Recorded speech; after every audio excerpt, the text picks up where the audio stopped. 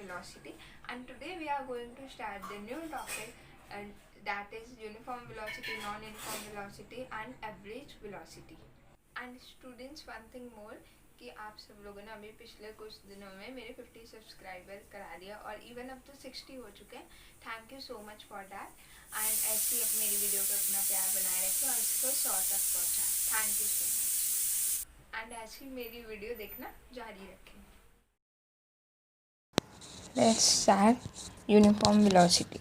क्या होती है यूनिफॉर्म वेलोसिटी? यूनिफॉर्म वेलोसिटी होती है कि अगर एक कोई भी ऑब्जेक्ट जो है एक स्पेसिफाइड डायरेक्शन में, मतलब एक ही डायरेक्शन में ट्रैवल कर रहा है एक स्ट्रेट लाइन में और सेम डिस्टेंस कवर कर रहा है हर एक सेकेंड में, तो हम बोल सकते हैं कि उसकी बॉडी की जो वेलोसिटी है वो उस टाइम पे यूनिफॉर्म है. तो इस तरीके से हम लोग यूनिफॉर्म वेलोसिटी को डिफाइन कर सकते हैं. A body has a uniform velocity if it travels in a specified direction in a straight line and moves over equal distance in equal interval of time, no matter how small these intervals may be.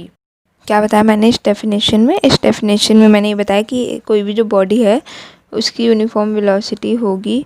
कोई भी body है उसे uniform velocity जब कहा जाएगा अगर वो एक स्पेसिफाइड डायरेक्शन में ट्रैवल कर रही है एक स्ट्रेट लाइन में और इक्वल डिस्टेंस कवर कर रही है इक्वल इंटरवल ऑफ टाइम में. और इससे कोई फ़र्क नहीं पड़ेगा कि टाइम इंटरवल जो है वो कितने छोटे हों या कितने बड़े.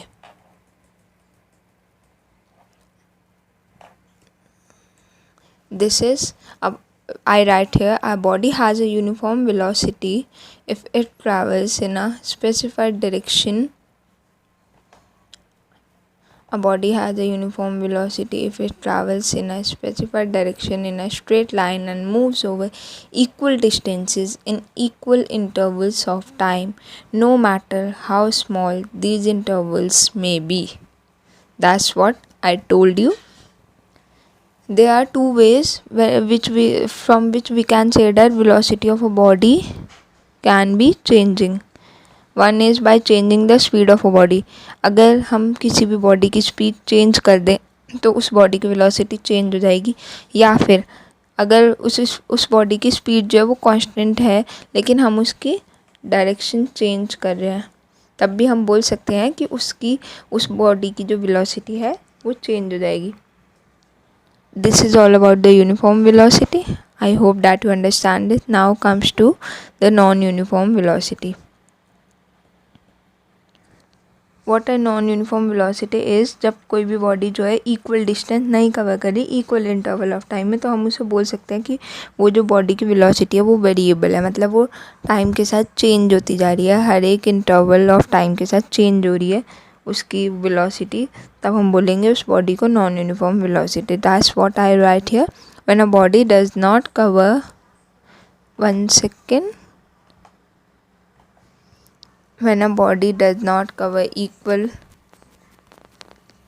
distances in equal interval of time, the velocity is said to be variable, means it is changing and called non-uniform velocity.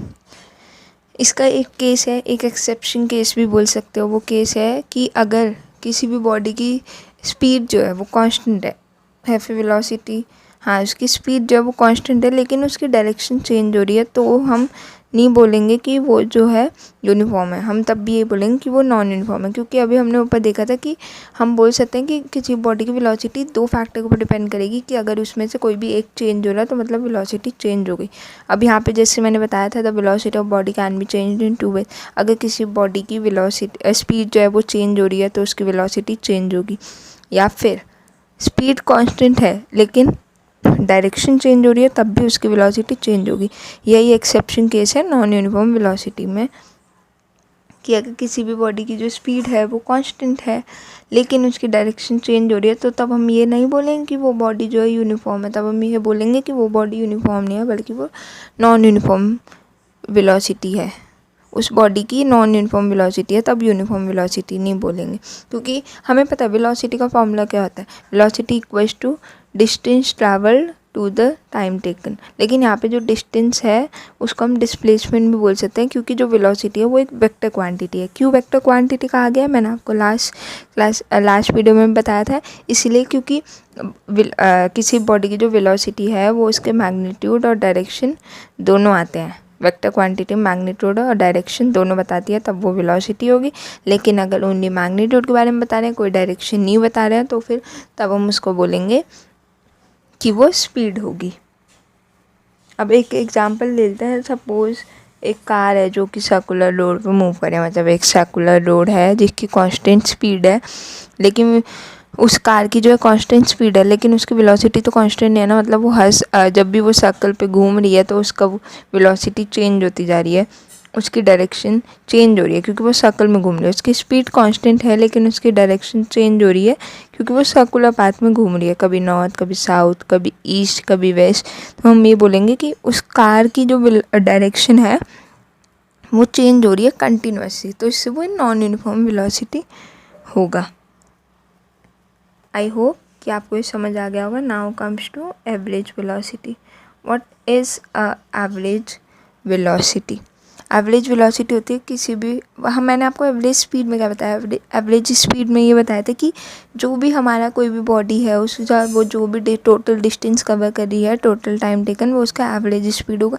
Same velocity के केस में भी यही होगा, जो भी हमारी बॉडी है वो टोटल डिस्टेंस ट्रैवल कर रही है to the total time taken, वो उसकी एवरेज वेलोसिटी होगी। लेकिन यहाँ पे हमें डायरेक्शन गिवन होगी। स्पीड के केस में हमें डायरेक्शन गिवन नहीं होती है।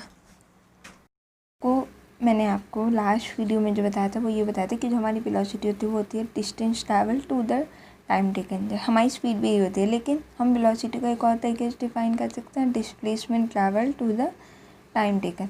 सेम हम एवरेज वेलोसिटी कैसे डिफाइन करेंगे? एवरेज वेलोसिटी होगी किसी भी ऑब्जेक्ट की उसका टोटल डिस्टेंस डिस्प्लेसमेंट ट्रैवल या फिर total distance travel divided by the total time taken. हम इसको ऐसे भी डिफाइन कर सकते हैं, basically it is the rate at which an object changes its position from one place to another। ये एक रेट भी होता है। रेट हम कब लगाते हैं? जब भी कोई भी क्वांटिटी है उसको जब भी हम टाइम से डिवाइड कर रहे हैं तो हम उसे रेट बोलते हैं, तब हम उसके साथ रेट लगाते हैं, मतलब वो टाइम के साथ चेंज हो रहा है। तो अगर कोई भी बॉडी अपनी पोजीशन चेंज करी है एक जगह से दूसरी जगह, तब जो उसने टोटल डिस्टेंस ट्रैवल किया, मतलब स्टार्टिंग से एंड तक, वो होगा हमारा टोटल डिस्प्लेसमेंट। और कितने टाइम में करा पूरा डिस्टेंस ट्रैवल होगा हमारा टोटल टाइम टेकन। इस तरीके से हम एवरेज वेलोसिटी को डिफाइन करते हैं। एवरेज वेलोसिटी हम लोग ऐसे भी डिफाइन कर सकते हैं, it is also define as the ratio of the total displacement to the total time taken. Average velocity का फॉर्मूला क्या बन गया फिर इस हिसाब से? Total displacement to the total time taken. एक बात नोटिस कर लीजिए कि जब भी हम स्पीड की बात करेंगे तो हम डिस्टेंस बोलेंगे, लेकिन जब भी हम वेलोसिटी की बात करेंगे तो हम डिस्प्लेसमेंट ही बोलेंगे। हम वेलोसिटी को भी डिस्टेंस अपॉन टाइम टेकन लिख सकते हैं, लेकिन क्योंकि वेलोसिटी में हम लोग डायरेक्शन को डिफाइन करते हैं और जब डायरेक्शन आती है तो हम डिस्प्लेसमेंट को हमेशा बोलते हैं, इसलिए हम वेलोसिटी को displacement to the time taken बोलेंगे। इसलिए मैंने एवरेज वेलोसिटी में भी आपको बताया है कि total displacement to the total time taken हमारी एवरेज वेलोसिटी होगी किसी भी बॉडी की।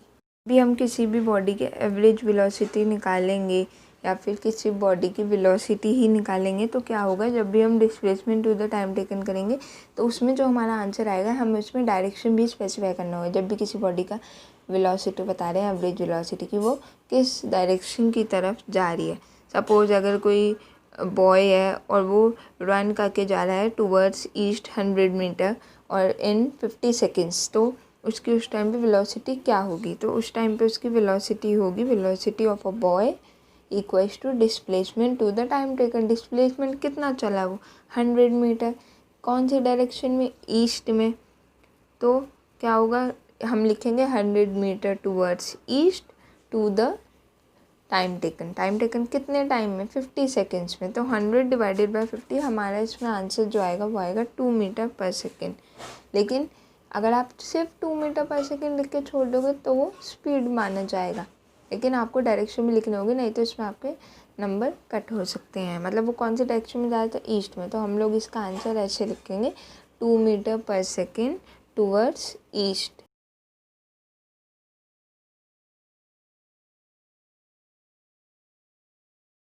दैट्स हमारा आंसर आ गया 2 मीटर पर सेकेंड, जैसे कि मैंने अभी आपको बताया टूवर्ड्स ईस्ट।